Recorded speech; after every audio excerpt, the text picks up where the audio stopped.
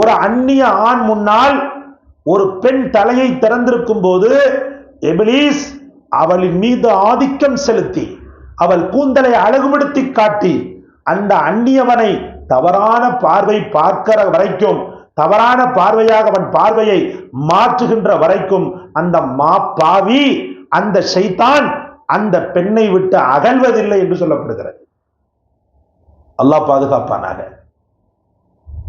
அல்லாஹ் பாதுகாப்பானாக. அப்ப சகோதர சகோதரிகளே, வீட்டை விட்டு வெளியில வந்த உடனே அப்படியே ஒரு முக்காடை போட்ட உடனே அது பரக்கத்தாக ஆகாது. ஒரு மூமின் அதிகமாக உலகத்தில் எதிர்பார்ப்பது பரக்கத் என்பதை. அந்த பரக்கத்தை தான் புரிந்தோ புரியாமலோ பெரும்பாலான முஸ்லிம்களுடைய வாயிலே பரக்கத்திற்காக துஆ செய்யுங்கள் என்ற அந்த ஒரு சொல்லை நாம் அதிகம் காண முடிகிறது. உண்மையில் பரக்கத் என்பது என்ன அப்படின்னு சொல்லி பார்க்கும்போது, சில மக்களுடைய எண்ணத்தின்படி அவர்கள் என்ன நினைக்கிறார்கள், காசு பணத்திற்குத்தான் பரக்கத் என்று சொல்லப்படுகிறது. வீடு முழுக்க ஒரு அமைதியும் நிம்மதியும் இருந்தால் அது பரக்கத் என்று சொல்லப்படுகிறது. இல்லைன்னா நகை நட்டு சொத்து சுகங்களை அதிகமாக வாங்கிறது தான் பரக்கத்து அப்படின்னு சொல்லப்படுகிறது. இன்னும் சில பேர் எப்படி விளங்கிக்கிட்டாங்கண்டா, என்னெல்லாம் நம்ம நினைக்கிறோமோ அதெல்லாம் நடந்துருச்சுன்னு சொன்னா நாம பரக்கத்திற்குரிய ஆளு. அல்லாஹ் இடத்துல எந்த துவாவை செய்தாலும் அந்த துவால மறுபரிசீலனையே இல்லாத அளவுக்கு அந்த துவா ஒப்புக்கொள்ளப்படக்கூடியதாக இருக்கிறது அல்லவா, அதுதான் பரக்கத் அப்படின்னு நினைச்சுக்கிட்டு இருக்கிறாங்க. ஆனா பரக்கத் அப்படின்றது அதுவா அப்படின்னு சொல்லி பார்க்கும்போது அது மாதிரி ஒரு தோற்றம் தெரிந்தாலும் உண்மையில் அது அல்ல. இது அனைத்தையுமே உள்ளடக்கியது. ஃபர்ஸ்ட் பரக்கத் அப்படின்னு சொன்னா மக்களுடைய எண்ணங்களும் அவங்களுடைய நினைப்புகளும் கஷ்டப்படக்கூடாது. அவங்க நினைக்கிற மாதிரியே அல்லாஹ் ரப்புல் ஆலமீன் நிறைய செல்வங்களை கொடுக்கறதும் பரக்கத்து தான். நினைச்சதெல்லாம் பெற்றுக் கொடுக்கறதும் பரக்கத்து தான். நினைச்சதெல்லாம் அவன் கையில கொடுக்கறதும் பரக்கத்து தான். சொத்து சுகங்களை வாங்குறதும் பரக்கத்து தான். சில பேர் பார்த்தீங்கன்னா சாப்பாட்டுக்கு அன்ன ஆகாரத்திற்கு ஒரு தின்ன தடை கூட இல்லாதது தான் பரக்கத் அப்படின்னு நினைப்பாங்க. உண்மையிலேயே அதுவும் ஒரு பரக்கத்து தான். ஆனா எல்லாவற்றை விட மேலாக பரக்கத் அப்படின்னா என்ன தெரியுமா? அல்லாஹ் ரப்புல் ஆலமீன் குர்ஆனிலே அதிகம் சொல்லக்கூடிய பரக்கத், நபிகள் நாயகம் ஸல்லல்லாஹு அலைஹி வஸல்லம் அவர்கள் சொல்லக்கூடிய பரக்கத், இவைகள்லாம் என்னன்னு சொல்லி பார்க்கும்போது உங்களுக்கு உருவத்திற்காக உதாரணத்திற்காக நான் ஒரு விஷயத்தை சொல்ல விரும்புகிறேன். என் கூட இத்ரீஸ் பாக்கவின்னு ஒருத்தர் ஓதுனார். இத்ரீஸ் நல்ல ஒழுக்க சீலர், வருஷம் ஒழுக்க பரிசு வாங்கிடுவார். மேலப்பாளையத்தை சார்ந்தவர். எனக்கெல்லாம் முந்தின செட்டு. நான் சின்ன வகுப்பு, அவர் கொஞ்சம் பெரிய வகுப்பாக படிச்சுக்கிட்டு இருந்தார். வருஷம் அந்த மனுஷன் என்ன செஞ்சிருவாருன்னா ஒழுக்க பரிசு வாங்கிடுவார். ஒழுக்க பரிசுனா அந்த காலத்தில் நம்ம உஸ்தாது 100 ரூபாய் 500 ரூபாய் கொடுப்பாங்க. பெரிய ஹை குவாலிட்டினா 500 ரூபாய். அதை விட தாழ்ந்தது அப்படின்னு சொல்லி பார்த்தீங்கன்னா 200 300 கொடுப்பாங்க. அதை விட மூணாவது பரிசு 100 ரூபாய் கொடுப்பாங்க. அடியேன் 200 ரூபாய் வாங்கியிருக்கிறேன். கடைசி பரிசு வாங்கலை, ஃபர்ஸ்ட் பரிசு நான் வாங்கலை, 2வது பரிசு வாங்கியிருக்கிறேன். அப்போ ஹஸரத் அவங்களுடைய இந்த திறமையான கல்வி, அவங்களுடைய ஒழுக்கம், அல்ஹம்துலில்லாஹ் அல்லாஹ்வுடைய கருணையினால அங்கேயே உஸ்தாதாக சிறிது காலம் பணிபுரிஞ்சார். பணிபுரிஞ்சிட்டு அங்கே சரியா வரலன்ற உடனே வேறு எங்கே இருந்தாரோ எங்கு போனாரோ அப்படின்ற சூழல் தான். திடீரென அவர் பர்டிகுலர் ஒரு இடத்துல இருக்கிறாருன்னு சொல்லி கேள்விப்பட்டோம். சரி அல்ஹம்துலில்லாஹ். ஆனால் எந்த ஊர் என்ன ஏதுன்னு தெரியல. சென்னையிலிருந்து கொஞ்சம் அவுட்டர் சிட்டியில் இருக்கிறாரு அப்படின்னு கேள்விப்பட்டோம். எனக்கு ஒரே ஆவல் அவரை பார்க்கணும்னு சொல்லிட்டு. ஏன்னா அவரு கூடயே தான் சுற்றிக்கிட்டு இருப்போம் சின்ன வயசுல. நல்ல ஒழுக்க சீலர், நல்ல மார்க்க பிடிமானம் உள்ளவர், நல்ல திறமைசாலி. அதனால அவரையே பிடிச்சிக்கிட்டு இருப்போம். இப்படி இருக்கையில் ஒரு நாள் ஜமாத்துல் உலமா மீட்டிங், ஒரு உலமாக்கள் ஒன்று கூடக்கூடிய ஒரு சபையில் அவரை நான் பார்த்தேன். பார்த்த உடனே எனக்கு 1000 வாட் பல்பு அவர் முகத்தில் இருக்கிற மாதிரி எனக்கு அல்லாஹ் தஆலா அவர் அடையாளப்படுத்தி கொடுத்தான். அப்படியே என்ன செஞ்சேன்னா ஓடி போய் நீங்கள் இத்ரீஸ் பாய் தானேன்னு சொல்லிட்டு கேட்டேன். எப்பா நீ இவர் தானேன்னு சொல்லிட்டு என் பேரை சொன்னார். ஹசரத் நல்லா பாய் நல்லா இருக்கிறீங்களா பாய்ன்னு சொல்லிட்டு என்ன செஞ்சோம், முசாபஹா மொஹானக்கா செய்தோம். ரொம்ப சந்தோஷப்பட்டாப்ல. அப்படி பேசிக்கிட்டு இருக்கிற நேரத்தில், நீங்கள் என் பள்ளிக்கு வந்தே ஆகணும், விருகம்பாக்கன்ற பகுதியில் தான் நான் இமாமா இருக்கிறேன், நீங்கள் என் பள்ளிக்கு வந்தே ஆகணும், வர்றேன்ப்பா இன்ஷா அல்லாஹ் அப்படின்னு பேசிக்கிட்டார். அப்புறம் நான் கேட்டேன், நீங்கள் எங்கே இருக்கிறீங்கன்னு சொல்லிட்டு கேட்டேன். அப்போ நான் எண்ணூரில் இமாமா இருக்கிறேன்ப்பா. எண்ணூர் பக்கத்தில், எண்ணூறுன்றது வந்து இப்போ ஓரளவுக்கு ஃபேமஸாக இருக்கலாம், அப்போ வந்து ஒரு அவுட்டர் சிட்டி, ஒரு பெருசாக வளர்ச்சி இல்லை. நான் சொல்கிறது கிட்டத்தட்ட ஒரு 18 வருஷத்துக்கு 19 வருஷத்துக்கு முன்னாடி. அப்போ அவர் என்ன சொல்றாருண்டா, நான் கேட்டேன், எண்ணூர்ல இமாமத் செய்றீங்களே, சம்பளம் எவ்வளவு வாங்குறீங்கன்னு சொல்லிட்டு கேட்டேன். அப்ப எனக்கு சம்பளம் பார்த்தீங்கன்னா 4500 ரூபாய் மாதம் இந்த விருகம்பாக்கத்துல. அவர்கிட்ட நான் கேட்டேன், சம்பளம் எவ்வளவு பாய் அப்படின்னு சொல்லிட்டு கேட்டேன். 2500 ரூபாய் கொடுக்குறாங்கப்பா அப்படின்ட்டாரு. 2500 ரூபாய் கொடுக்குறாங்களா அப்படின்னு சொல்லிட்டு அதிர்ச்சி எனக்கு. அப்ப நான் கேட்டேன், பாய் நீங்க 2500 ரூபான்னு சாதாரணமா சொல்றீங்க, எனக்கு அந்த மாதிரிலாம் பத்தலைன்னு சொல்லிட்டு தான் நான் வந்து விருகம்பாக்கத்துல வந்து சேர்ந்தேன். நீங்க 2500 ரூபான்னு சொல்றீங்களே, எவ்வளவு திறமையானவங்க நீங்க, ஓதுற காலகட்டத்தில் எப்படி ஓதுனவங்க நீங்க, எவ்வளவு ஒரு என்ன சொல்றது, ஒரு ஒரு பேணுதல், ஒரு பக்தி. 2500 ரூபான்னு சொல்றீங்களே, கொஞ்சம் நல்ல இடமா பார்த்தா என்ன. உடனே ஹசரத் சொன்னாங்க, என்னப்பா 2500 ரூபா நீ குறைச்சி சொல்றிய அப்படின்ட்டாங்க. என்னப்பா இப்படி சொல்றீங்க? ஷமீம், ஒன்ன மட்டும் புரிஞ்சுக்கோ, 2500 ரூபாய் நான் வாங்குறனோ 1500 ரூபாய் வாங்குறனோ, என்னை படைத்த ரப்பின் கருணை அந்த 1500 அல்லது 2500 நிலை பெற்று வச்சுன்னு வச்சுக்கோ. பரக்கத்து என்ற அந்த நியாமத்தை அல்லாஹ் நான் வாங்கக்கூடிய குறைவான சம்பளத்துல நங்குரம் விட்டுட்டான்னு வச்சுக்கோ, அதுல ஸ்திரப்படுத்திட்டான்னு வச்சுக்கோ. ஒன்னு நான் உனக்கு உதாரணம் சொல்றேன் பாரு. நம்ம காலில் அடிபட்டுச்சுன்னு சொன்னா, நாம ஒரு 1 ரூபாய் மஞ்சள் 2 ரூபாய் மஞ்சள் தேங்காய் எண்ணெயில குழப்பி போட்டோம்னு சொன்னா போயிடும். ஆனா அதே காலில் இன்னொருத்தனுக்கு அடிபடும், அவன் கொஞ்சம் பணம் படைத்தவனா இருப்பான், டாக்டர்கிட்ட போவான், அவரு ட்ரெஸ்ஸிங் பண்ணி விடுவாரு, மாத்திரை மருந்து கொடுப்பாரு, புண்ணு ஆறாது. வெறும்ன அவன் டாக்டர்கிட்ட போய் 1000 ரூபாயில முடியும்னு நினைக்கும் போது 10,000 ரூபாய் செலவு பண்ணியும் அவன் புண்ணு ஆறாது. அதுக்கப்புறம் 20,000 ரூபாய் செலவு பண்ணாதான் அவன் புண்ணு ஆறும். நாம வெறும் 1 ரூபாய் 2 ரூபாயிலேயே ஆறிடும். இதுதான்பா பரக்கத்துன்னு சொன்னாங்க. ரொம்ப ஒன்றும் அவங்க எக்ஸ்பிளைன் எல்லாம் பண்ணல, விலாவரியா விளக்கி எல்லாம் சொல்லல, மணிக்கணக்கா உட்கார்ந்து பயான் எல்லாம் பண்ணல. இதுதான் பரக்கத் அப்படின்றாங்க. எது பரக்கத்? என் ரப்புடைய கருணை என் சம்பாத்தியத்தையும் என் ஏழ்மை நிலையையும் பார்த்து இந்த முஃமினுக்கு அதிகப்படியான செலவையோ, அவன் தாங்க முடியாத துன்பத்தையோ, அவனுக்கு கட்டுக்கடங்காத செலவையோ, அவன் கைமீறி போன செலவையோ கொடுக்க கூடாது என்று என் ரப்பு திட்டவட்டப்படுத்திருக்கிறான் பாரு, அதுக்கு பேர் தான் பரக்கத் அப்படின்றாங்க.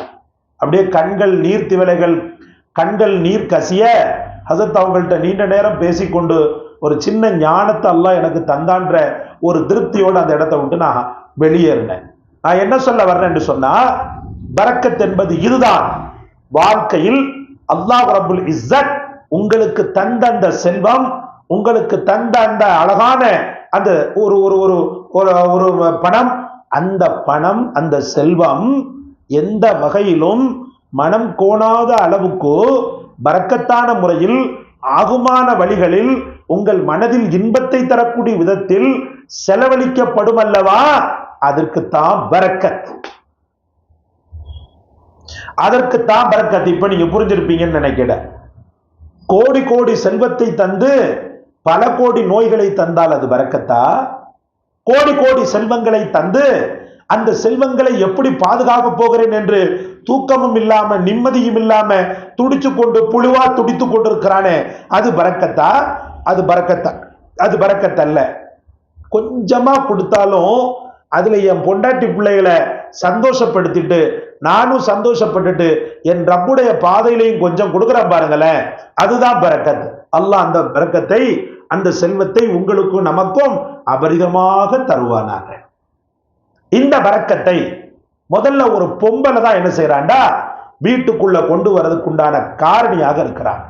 நல்ல புரிந்து கொள்ளுங்கள் தாய்மார்களே, உலகத்தில் ஒரு ஆண் எவ்வளவுதான் வெளியில் அலைந்து திரிந்து கஷ்டப்பட்டு பொருளீட்டி கொண்டு வந்து வீட்டில் கொண்டு வந்து சேர்த்தாலும் அந்த சேர்க்கப்பட்ட அந்த தொகையை, சேர்க்கப்பட்ட அந்த வருவாயை பரக்கத்தான முறையில் மாற்றக்கூடிய வல்லமையை பெண்களான உங்களுக்குத்தான் அல்லாஹ் தந்திருக்கிறார்.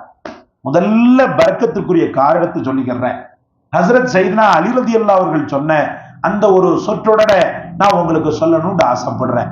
ஒரு பெண்ணின் தலையில் எப்போதெல்லாம் அதிகம் துணி இருக்கிறதோ, எப்போதெல்லாம் அவள் ஹிஜாபை பேணக்கூடியவளாக இருக்கிறாளோ, படைத்தவன் மேலிருந்து பார்த்து இவள் ஹிஜாபில், இவள் போடக்கூடிய அந்த உடையல் அலங்காரத்தில் அல்லாஹ் ரப்புல் ஆலமீன் ஈர்க்கப்பட்டு என் அடியால் எவ்வளவு பரிசுத்தமான முறையில் தன் தலையை மறைத்தவள் வாழ்கிறாள் அப்படின்றத கருத்தில் கொண்டு மலக்குகளை பரக்கத்தான முறையில் அவள் வீட்டிற்கு அனுப்பி வைத்து பரக்கத்தை விமரிசையாக அல்லாஹ் ரப்புல் ஆலமீன் விளம்ப செய்கிறான் என்று சொல்லப்படுகிறது. தலைமுக்காடு ரொம்ப அவசியம். ஆனால் இன்றைக்கு புர்காவை போட்டுக்கொண்டு செல்கிறார்கள், தலையை மறைக்க மாட்டாங்க. அந்த சிகை அலங்காரம் இருக்குது பாருங்க, அந்த சிகை அலங்காரம் பாதி வெளியில தொங்கும், பாதி தான் உள்ள கவரா இருக்கும், பாதி முடி வெளியில தொங்கும். அந்த பெண்கள் என்ன விளங்கிக் கொள்வார்கள் என்று நினைக்கிறேன், அந்த கபாலத்தோடு ஒட்டி இருக்கக்கூடிய முடிய மட்டும்தான் மறைக்கணும், அதற்கு அப்புறமா எக்ஸ்ட்ராவா தொங்கக்கூடிய முடிய மறைக்கணும்ன்ற அவசியம் இல்லைன்னு அவங்க நினைக்கிறாங்களோ என்னமோ தெரியல. அல்லாஹ் பாதுகாக்கணும், அந்த பெண்களுக்கு ஹிதாயத்தை கொடுக்கணும். பரக்கத் முழுவதுமாக நெற்றி முடியில இருந்து உள்ள எல்லா முடிகளும் சேர்ந்து கவராக்கப்படுவதுதான் பரக்கத். ஒரு அந்நிய ஆண் முன்னால் ஒரு பெண் தலையை திறந்திருக்கும் போது இப்லீஸ் அவளின் மீது ஆதிக்கம் செலுத்தி அவள் கூந்தலை அழகுபடுத்தி காட்டி அந்த அந்நியவனை தவறான பார்வை பார்க்கிற வரைக்கும், தவறான பார்வையாக அவன் பார்வையை மாற்றுகின்ற வரைக்கும் அந்த பாவி, அந்த ஷைத்தான் அந்த பெண்ணை விட்டு அகல்வதில்லை என்று சொல்லப்படுகிறது. அல்லாஹ் பாதுகாப்பானாக, அல்லாஹ் பாதுகாப்பானாக. அப்ப சகோதர சகோதரிகளே, வீட்டை விட்டு வெளியில வந்த உடனே அப்படியே ஒரு முக்காடை போட்ட உடனே அது பரக்கத்தாக ஆகாது. நம்முடைய வாழ்க்கையில நம்முடைய தந்தை இடத்துல ஃப்ரீயா இருக்கலாம், நம்முடைய தந்தை கிட்ட கூட நீங்க தூங்கலாம், தப்பில்லை. அவன் கிட்ட கூட நீங்க தூங்கலாம், தப்பில்லை. வயசான தந்தையா இருந்தாலும் சரி, வாலிப தந்தையா இருந்தாலும் சரி. ஆனா தூங்கும்போது கொஞ்சம் கண்ணியத்தை பேணணும். ரொம்ப நெருக்கமா படுக்கக்கூடாது, சும்மா ஒரு அன்புக்காக கொஞ்ச நேரம் படுத்துக்கலாம். இரவு நேரத்தில் படுக்கக்கூடாது. இரவு நேரத்தில் என்ன செய்யக்கூடாது, தந்தையின் முன்னாடி தந்தைக்கு பக்கத்துல படுக்கக்கூடாது. ஏன்னா ரசூல் ஸல்லல்லாஹு அலைஹி வஸல்லம் சொல்லியிருக்கிறாங்க இல்லையா, 10 வயது உங்க குழந்தை ஆயிடுச்சுன்னு சொன்னா அவங்கள படுக்கையிலிருந்து தனிமைப்படுத்துங்கள்ட்டு. தனிமையாகத்தான் என்ன செய்யணும், நம்முடைய பெண் பிள்ளைகளையும் படுக்க வைக்கணும், சகோதரிகளையும் படுக்க வைக்கணும். சும்மா ஒரு அன்புக்காக தந்தைக்கு பக்கத்துல கிடக்கிறா, தப்பில்லை. அதுல என்ன செய்யல, தப்பில்லை. அதுல கூட பாபந்தியாக இருக்கணும். அவுரத் நைட்டி பெண்கள் போடுறீங்களே, தலையை மறைப்பதே பரக்கத் என்னும் போது நீங்க முழுக்கை போட்டு புர்கா, முழுக்கை போட்டு முக்கால் கை போட்டு நைட்டி போட்டீங்கன்னா எவ்வளவு பரக்கத்தை வீட்டுல கொண்டு வரும். ஆத்திரமா இருக்குதே, வீட்டுல ஒரு அமைதி இல்லாம இருக்குது, சண்டையும் சச்சரவுமா இருக்குது, வருமானம் இல்லாம இருக்குது. காரணிகளாக இருக்கக்கூடிய, முதல் காரணிகளாக இருக்கக்கூடிய நீங்கள் உங்களை மாற்றாதவரை இன்றிலிருந்து அல்லாஹ்விடத்துல சங்கல்பம் எடுங்க. என் இரவு ஆடையை நான் முழுக்க முழுக்க நல்ல மூடி மறைத்தவளாக பேணுதல் உள்ள அடிப்படையில நான் என்னுடைய நைட்டியை அமைத்துக் கொள்வேன். இன்ஷா செய்யலாங்களா? உங்க வாழ்க்கை நலனுக்காக தான் சொல்லிக்கிட்டு இருக்கிறேன். மலக்குகள் உங்களுடைய அவுரத்தை பார்த்தாங்கண்டா, அவுரத்துனா நீங்க நினைக்கிறது போல புர்காவை நீங்க போடும் போது உள்ள அவுரத்து இருக்குது பாருங்க, மறைப்பு இருக்குது பாருங்க, அந்த மறைப்புல நீங்க இருக்கும்போது மட்டும்தான் மலக்குகளும் ஃப்ரீயா வந்துகிட்டு போய்கிட்டு இருப்பாங்க. ஹதீஸ் நீங்கள் கேள்விப்பட்டது இல்லையா? அன்னை ஹதீஜத்துல் குப்ரா ரலியல்லாஹு தஆலா அன்ஹா முஹம்மது ரசூலுல்லாஹி ஸல்லல்லாஹு அலைஹி வஸல்லம் அவர்கள் ஜிப்ரையில பார்த்துட்டேன்னு சொல்லி பதட்டப்பட்டு வர்றாங்க. ஒரு உருவத்தை நான் பார்த்தேன், எனக்கு பயமா இருக்குது, அவர் என்னதையோ ஒன்று ஓதுன்னு சொல்லி சொன்னாரு அப்படின்னு சொல்லிட்டு உங்களுக்கு தெரியும். அப்பதான் அன்னை ஹதிஜா நாயகி இப்ப தெரிகிறாரான்னு சொல்லி கேட்டாங்க. ஆம் தெரிகிறார், என் முன்னால் நிற்கிறார், அவரை பார்க்கும் போதெல்லாம் எனக்கு பயப்படுகிறேன், பீதி அடைகிறேன் அப்படின்னு சொன்னாங்க. அப்பதான் ஹஜரத் ஹதிஜா நாயகி ரலியல்லாஹு அன்ஹா என் பக்கத்துல வாங்கட்டாங்க. ஹஜரத் ரசூலுல்லாஹி ஸல்லல்லாஹு அலைஹி வஸல்லம் பக்கத்துல போனாங்க. பக்கத்துல போன உடனே தலை முக்காடு அவுத்தாங்க. நல்ல புரியணும், நான் நைட்டியுடைய விஷயத்துல நீங்க பேணுதலா இருக்கணும்ன்றதுக்காக இந்த சம்பவத்தை உங்களுக்கு நான் உணர்த்த ஆசைப்படுகிறேன். பெண்களே, அரைக்கையால் உங்களுடைய நைட்டியை நீங்கள் போட்டு அலங்கரிப்பதை விட முழு கையால் உங்களுடைய இரவாடையை நீங்கள் பயன்படுத்துங்கள். முழு கையில் உங்கள் இரவாடை நீங்கள் பயன்படுத்துங்கள். நீங்கள் அரக்கையில் போடும்போது ஜிப்ரைல் வருவாரா? நீங்கள் அரக்கையில் இரவாடையை போடும்போது ரஹ்மத்துடைய மலக்குகள் உங்கள் வீட்டில் விஜயம் செய்வார்களா? அன்னை ஹதிஜா பாருங்க, அந்த முக்காடை எடுக்கிறாங்க, எடுத்து முஹம்மது ரசூலுல்லாஹ்வுடைய முகத்தில் தன்னுடைய முகத்தை வைத்துக் கொண்டு இப்போ அது தெரியுதான்னு பாருங்கன்றாங்க. தெரியலன்னு சொல்லி அவர் சொல்றாரு. என்ன சொல்றாரு? தெரியலங்க அப்படின்ற. தெரியல அப்படின்னு சொல்லிட்டு சொல்றாங்க ரசூலுல்லாஹி ஸல்லல்லாஹு அலைஹி வஸல்லம். இப்ப தெரிகிறாருன்னா தெரியலன்றாங்க. அப்பதான் சொன்னாங்க, வந்தது பீதி அடைய செய்யக்கூடிய ஜின்னோ அல்லது வேறு வகையோ அல்ல, அவங்க தூய்மையான மலக்கு அப்படின்னு சொல்றாங்க. மலக்குகள் மட்டும்தான் பெண்கள் தலை திறந்த நேரத்துல அங்க ஆஜராக மாட்டாங்க. பெண்களுடைய வெட்கஸ்தலங்கள் திறந்திருக்கிற நேரம் அவங்க ஆஜராக மாட்டாங்க அப்படின்னு சொல்லி சொல்றாங்க. மகரிபுடைய நேரம் உங்களை கெஞ்சி கேட்கிறோம், உங்களை நம்ம கெஞ்சி கேட்கிறோம். மகரிபுடைய நேரம் நீங்க வீட்டுல இருக்கக்கூடிய ஒரு சூழல் ஏற்படும் போது அல்ஹம்துலில்லாஹி அலா குல்லி ஹால் உங்களுடைய ஔரத்துகளை மறைத்த நிலையில், உங்களுடைய எல்லா பாபந்தியான உங்களுடைய வெட்கஸ்தலங்களை பேணிய நிலையில் உங்களுடைய மகரிபுடைய காலத்தை நேரத்தை கழிக்க வேண்டும். ஏன்னா மகரிபுல தான் மலக்களுடைய வருகை அதிகமாக இருக்கும் என்பது ஞானவான்களுடைய கருத்தாக இருந்து கொண்டிருக்கிறது. அல்லாஹ் தௌஃபீக் செய்வானாக. உலக பிரசித்தி பெற்ற ஹதீஸ், சையதுனா அபூபக்கர் ரலியல்லாஹுடைய மரணம், முஹம்மது ரசூலுல்லாஹி ஸல்லல்லாஹு அலைஹி வஸல்லம் மரணம், ரெண்டு பேரும் எங்க அடக்கம் செய்யப்பட்டிருக்கிறாங்க? சையதத்துனா ஆயிஷா நாயுடைய வீட்டில் அடக்கம் செய்யப்பட்டிருக்கிறாங்க. ரசூல் ஸல்லல்லாஹு அலைஹி வஸல்லம் மரணத்திற்கு பிறகு ஹஜ்ரத் அபூபக்கர் ரலியல்லாஹுடைய மரணம்.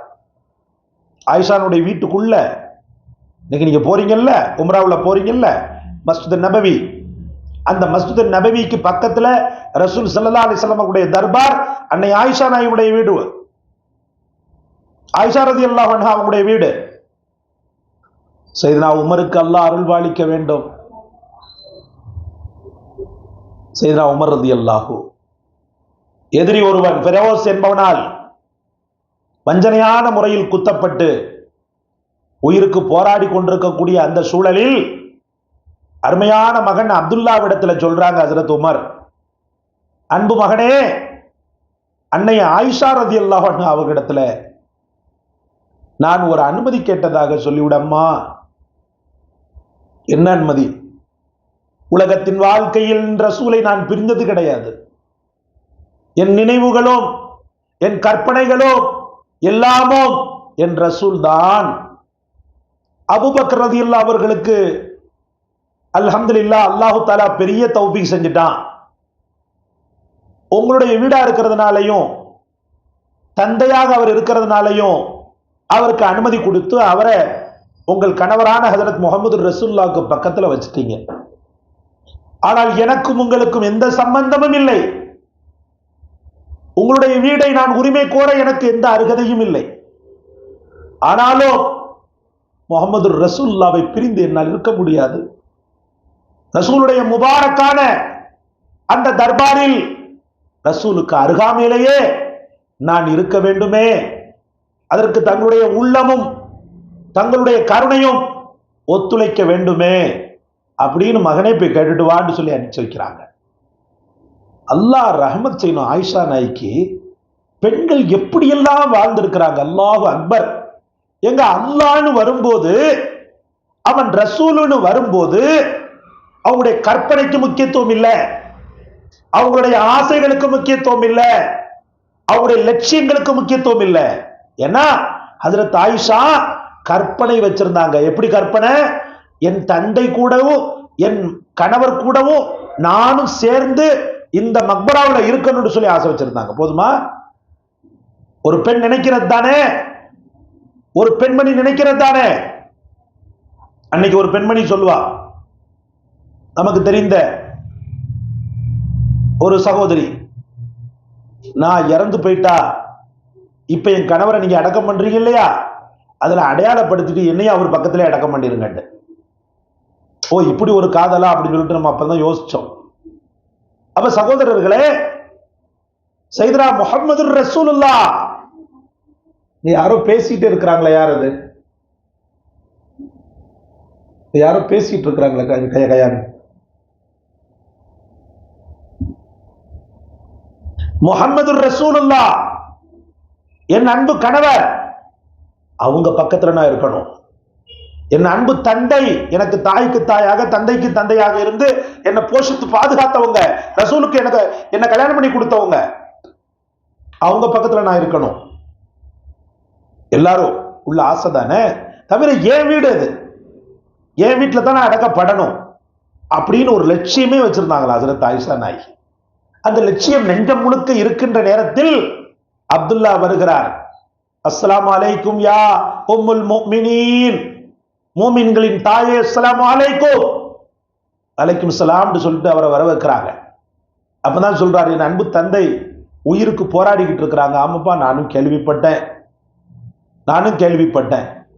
அல்லாஹ் ரஹமத் செய்யணும் அவங்களுக்கு. அன்னையே மறுகிறார், உங்கள்கிட்ட ஒரு விஷயத்தை கேட்டு வர சொன்னாங்க வாப்பா. என்ன விஷயம் சொல்லுங்க, என்னால முடிஞ்சதை நான் செய்யறேன். இல்ல, இது பெரிய விஷயம், இது நீங்க மனசு வச்சா மட்டும்தான் கொடுக்க முடியும், வேற எந்த முகாந்திரமும் இல்லை, என் தந்தையினுடைய கடைசி ஆசை. சொல்லுமா, நீ சொல்லு, என்ன வேணும்? சொல்றார், என் தந்தை ரசூல்லாவோடு தஃபன் செய்யப்பட விரும்புகிறார், அவங்களோடு பக்கத்திலேயே இருக்கணும்னு சொல்லி அவங்க நாடுறாங்க. நீங்க அங்க உங்களுக்குன்னு சொல்லி அந்த இடத்தை ஒதுக்குனதாக கேள்விப்பட்டோம். இப்படி நாங்க கேட்கறதே சரியா இருக்குமான்னு தெரியல. ஆனால் என் அன்பு தந்தையினுடைய பாசமும் ரசூலுடைய நேசமும், என் அன்பு தந்தையினுடைய உள்ளம், ரசூல் ஸல்லல்லாஹு அலைஹி வஸல்லம் உள்ளம் எல்லாம் சங்கமிச்சிருக்கு எப்பவுமே. ரசூல்லா இல்லாத வாழ்க்கையே என்னுடைய தந்தைக்கு இல்லை அப்படின்ற மாதிரி ஒரு சூழல். அதனால என் தந்தையை நீங்க ரசூல் பக்கத்துல அடக்கம் பண்றதுக்கு அனுமதிக்கிறீங்களான்னு கேட்டாங்க. விழிகளில் விழுந்த நீர், விழிகளில் உதிர்ந்த நீரை துடைத்து தீட்சண்யமான ஒரு முடிவை ஹஜ்ரத் ஆயிஷா எடுத்தார். என்ன எடுத்தார்? அல்லாஹ்விற்காக, அவன் ரசூலுக்காக, அந்த இருவரையும் நேசித்த ஒரு மூமினுக்காக என் லட்சியத்தை நான் விடுகிறேன். உங்களுடைய உமருக்கு அப்படியே ஒரு நிமிஷம், நாளைக்கு வா, நாளை கழிச்சு வா, 2 நாள் கழிச்சு வா, அதெல்லாம் கிடையாது. இதெல்லாம் ஒரு மாசம் யோசிக்க வேண்டிய கருத்து. இது யோசிச்சாங்களா? அப்படி அந்த தாயினுடைய மக்பரால போனீங்கன்னு சொன்னா துவா செய்யுங்க உங்களுக்காக. உலகத்துல ஆயிஷான்ற பெயரை வைத்த அத்தனை குழந்தைகளுமே பாக்கியசாலிகளா ஆகுவாங்க இன்ஷா அல்லாஹ். ஏன்னா அந்த அம்மா சாதாரணமான வில்பவர் அல்ல, ஒரு மகா பெரிய ஆற்றல் மிகுந்தவர், மனோதிடம் மிகுந்தவர். அன்னை ஆயிஷாவுக்கு அல்லாஹ் ரஹ்மத் செய்ய வேண்டும். எப்பேற்பட்ட நாயகி அவங்க. சொல்றாங்க பாருங்க, தாராளமாக தாராளமாக அவங்களை என் வீட்டுல அடக்கம் செய்யுங்க. வீட்டுக்குள்ள நீங்க நல்ல புரியணும், அவுட்டர்ல இருக்கக்கூடிய ஆயிஷா நாயகியுடைய சொத்துல போய் அவர் இடம் கேட்கல, எங்க இருக்கக்கூடிய ஒரு தோட்டம் தெருவுல இடம் கேட்கல, உண்டு மகிழ்ந்து உடுத்து உறங்கி எழக்கூடிய அண்ணல் ரசூலுல்லாஹி ஸல்லல்லாஹு அலைஹி வஸல்லம் அந்த ரவுலாவில் இடம் கேட்கிறாங்க ஹஜ்ரத் ஆயிஷா. ஹஜ்ரத் உமர் என்ன செஞ்சாங்கண்டா, அல்ஹம்துலில்லாஹ், உடனே இடம் கொடுத்த உடனே உமர் ரலியல்லாஹு அழுதாங்க. எப்பேற்பட்ட மூமினான மாணிக்கம் இந்த எளிய உமருக்காக தன் சொத்து சுகங்களை விட மேலாக இருக்கக்கூடிய லட்சியத்தையே சாதாரணமாக தூக்கி போட்டுட்டு உமருக்கு நான் இடம் கொடுக்கிறேன்னு சொல்லி சொன்னாங்களே அந்த தாய் அப்படின்னு சொல்லிட்டு ரொம்பவுமே நெகிழ்ச்சியோடு இந்த உலகத்தை விட்டு மறைகிறாங்க. அப்புறம் ஹஜ்ரத் உமர் ரலியல்லாஹு அடக்கம் செய்யப்படுறாங்க. அடக்கம் செய்யப்பட்ட உடனே எப்போதுமே சாதாரணமான ஆடைகளில் அங்கே உள்ளே போவதும் வருவதுமாக இருந்த ஹசரத் ஆயிஷா, ஹசரத் உமர் ரலியல்லாஹுடைய அடக்கத்திற்கு பிறகு என்ன நடக்கிறது தெரியுமா? புர்கா போட்டுட்டு போனாங்க, தன்னை மறைத்து கொண்டு போனாங்க, தன்னை மறைத்து கொண்டு போனாங்க. அங்க உயிரோட உமர் ரலியல்லாஹு உள்ள உட்கார்ந்துகிட்டு இருக்கல, அவர் வஃபாத்தாகி தஃபன் செய்யப்பட்டிருக்கிறாரு. அவர் வந்து கண்ணை திறந்து வந்து பார்க்க போறது கிடையாது ஆயிஷா நாயகிய. ஆனாலும் ஒரு அந்நிய ஜனாசா இந்த வீட்டில் இருக்கிறது என்ற அந்த வெட்க உணர்வு அந்த தாயினுடைய உள்ளத்தையும் உடலையும் பவித்திரமான ஒரு நிலைக்கு மாற்றியது, பத்தினித்தனமான ஒரு நிலைக்கு மாற்றியது. அது நமக்குள்ள பெண்களுக்கு இருக்கிறதா என்பதை நாம் யோசித்து பார்க்க கடமைப்பட்டிருக்கிறோம். இருக்கிறார்கள், எல்லா பெண்களையும் சொல்ல முடியாது. அந்நிய ஆணுக்கு முன்னால் இருக்கின்ற அந்த புர்காவையும் லேசாக நீக்கிவிட்டு பேசக்கூடிய எத்தனையோ காலேஜ் பெண்கள், அல்லாஹ் பாதுகாக்க வேண்டும். அன்னைக்கு ஒரு நபரை பார்க்கிறோம், ஒரு பெண்மணியை பார்க்கிறோம், பள்ளிக்கு கீழே நிக்கிறா புர்கா போட்டுட்டு, காலேஜ் பொண்ணு. என்ன பண்றா தெரியுமா? தன் காதலனான தன்னுடைய நண்பனான அந்த இந்து நண்பர் வந்து பேசிக்கிட்டு இருக்கிறான். பேசிக்கிட்டு இருக்கும்போது என்ன செய்யறா தெரியுமா? சிகை அலங்காரம் அவனுக்கு தெரியாமல் போய்விடக் கூடாது, தலையில் தான் ஜோடித்திருந்த அந்த ஜோடனை தெரியாமல் போய்விடக் கூடாது, வைத்த மல்லிகைப்பூ வாசம் அவனுக்கு வீசாமல் போய்விடக் கூடாது என்பதற்காக அந்த புர்காவை நீக்கிவிட்டு தன் சிகை அலங்காரத்தை காட்டக்கூடிய பெண் இப்லீஸ்களுக்கு மத்தியில் ஒரு ஜனாசாவிற்காக உடம்பு முழுக்க போர்த்தி கொண்டு உள்ளே நுழைந்து தன்னவரான ஹஜரத் முஹம்மது ரசூலுல்லாவையும் தன் தந்தையான அபூபக்கர் ரலியல்லாஹு அவர்களையும் தரிசித்தார்கள் என்பது பிரசித்தி பெற்ற வரலாறு. அப்ப வீட்டின் பரக்கத் நீங்கள் அணியக்கூடிய புர்காவிலே, வீட்டின் பரக்கத் நீங்கள் அணியக்கூடிய ஆடைகளிலே, வீட்டின் பரக்கத் நீங்கள் அல்லாஹ்வும் அந்த ரப்புல் ஆலமீனுடைய அந்த சிம்மாசனம் அந்த அரிசியிலிருந்து ஆண்டவனால் அருளப்படக்கூடிய அந்த பரக்கத்தை அள்ளி வாங்கக்கூடிய அந்த மிகச்சிறந்த ஆண்டவனின் அந்த வெட்கத்திலே சொல்ல அப்படி செஞ்சுக்கிறங்க. ஏன்னா வாழ்க்கையில கஷ்டப்படுறீங்க, ரொம்ப கஷ்டப்படுறீங்க. சில பெண்கள் எல்லாம் அழுது மன்றாடி அல்லாஹ்விடத்துல துஆ கேட்டும் என் துஆ கபூலாக இல்லையே என்ற அந்த ஒரு ஆதங்கமும் வேதனையும் நிறைய பெண்மணிகளுக்கும் நிறைய ஆண்களுக்கும் குடிகொண்டிருக்கிறது.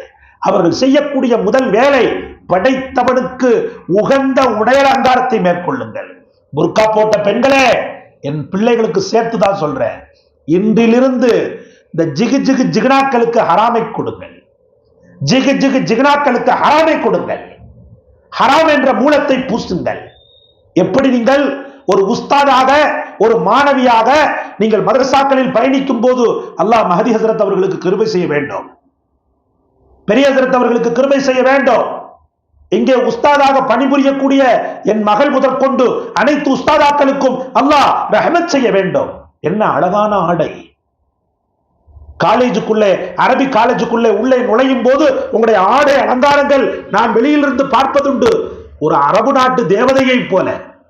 அரபு நாட்டில் பாத்தீங்கன்னா அந்த புர்கால ஒரு துளி கூட எந்த இது இருக்காது. ஆனா இன்னைக்கு ஜிகு ஜிகு புர்காக்கள் வந்து விட்டன. அந்த ஜிகு ஜிகு புர்காக்கள் உங்களுக்கு பரக்கத்தை தரும் என்று நினைக்கிறீர்கள்? நிச்சயமாக தராது. அது இப்லீஸின் மாய வலை. அது உடலை மறைக்கும் என்று நீங்கள் நினைக்கலாம். ஆனால் உடலை மறைக்கும், மறைத்தும் கூட உங்களை தேவதையாக மற்றவன் கண்களுக்கு காட்சியளிக்க வைக்கும். அதனால இன்றிலிருந்து சங்கல்ப விடுங்கள், தௌபா செய்யுங்கள். ரப்பே, நான் அணியக்கூடிய என் புர்கா உனக்காக, உன் ரசூலுக்காக நீ எங்களுக்கு எப்படி ஒரு அழகிய நடத்தையை, பரக்கத்திற்குரிய நடத்தையை நீ ஏற்படுத்தி இருக்கிறாயோ அந்த ஒன்றை ஃபாலோ பண்றதுக்காகத்தான் என் புர்கா அப்படின்ற சங்கல்பம் விடுங்கள். தங்கு தடை இல்லாத அந்த பரக்கத் உங்களை நோக்கி வருமா வராதான்றதை அப்புறம் முடிவு பண்ணுங்க இன்ஷா அல்லாஹ். அதுக்கப்புறமா துஆ. என்ன, துஆ தான் மெயின். உடை அலங்காரம் என்பது உயிர்.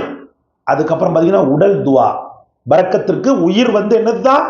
பெண்கள் வீட்டில் இருக்கக்கூடிய பாபந்தி, அந்நிய ஆடவர்களிடத்துல அவர்கள் நடந்து கொள்ளக்கூடிய முறை, அது பரக்கத்தை அல்லாஹ்விடம் இருந்து இழுத்து கொண்டு வரக்கூடிய ஒரு மகா பெரிய வலை, மகா பெரிய கயிறு. அதுக்கு அடுத்து பாத்தீங்கன்னா துஆ. சொல்லுங்க பார்ப்போம். அல்லாஹும்ம பாரிக் லனா ஃபீ தஆமினா வ ஷராபினா வ முஆமலாத்தினா வ முஆஷராத்தினா வ ஹயாத்தினா வ மமாத்தினா வ அவுலாதினா வ அஹ்லினா வ மாலினா வ ஃபீ புயூத்தினா வ ஃபீ பஅத மமாத்தினா. யா அல்லாஹ், என்னனாலும் ஜதுகள்லாம் அல்லாஹும்ம பாரிக் லனா தான் பேசிக். அந்த பாரிக் லனாவோடு நீங்க எதுலெல்லாம் பரக்கத்து பரக்கத்துன்னு சொல்லி அல்லாஹ்விடத்துல அலைவாய்ந்து கொண்டிருக்கிறீர்களோ அது அனைத்தையுமே அந்த பாரிக் லனாவில கொண்டு வந்துடலாம். என்ன ஒண்ணு, நான் அரபியில கேட்கும் போது அல்லாஹு தஆலா ரொம்பவும் ஆனந்தப்பட்டு தந்துருவான். அர்த்தத்தை பாருங்க. யா அல்லாஹ், என் வாழ்க்கையில் பரக்கச் செய், என் குழந்தைகளில் பரக்கச் செய், என் குடும்பத்தில் பரக்கச் செய், என் என் மரணத்தில் பரக்கச் செய். மரணத்துல பரக்கத்து வேணுமா?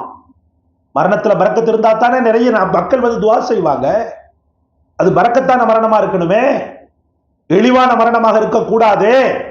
ஒஃபீமா பஅத மமாத்தினா, என் மரணத்திற்கு பிறகுள்ள வாழ்க்கையிலும் நீ பரக்கச் செய் என்ற அந்த முத்தாய்ப்பான துஆவை எங்கள் முத்து முஹம்மது ரசூலுல்லாஹி ஸல்லல்லாஹு அலைஹி வஸல்லம் அவர்கள் கற்று தந்தனரே. அந்த துஆ அல்லாஹ்விடத்துல அழுது தொழுது எப்படியாவது பரக்கத்தை இழுந்து கொண்டு வந்துடணும். நான் ஆரம்பத்தில் சொன்னது போல பரக்கத் என்பது அதிகம் மட்டுமல்ல, பரக்கத் என்பது நிலையானது, நித்தியமானது, ஜீவமானது, என்றும் அழியாதது, ஆத்ம சுகத்தை ஏற்படுத்தக்கூடியது.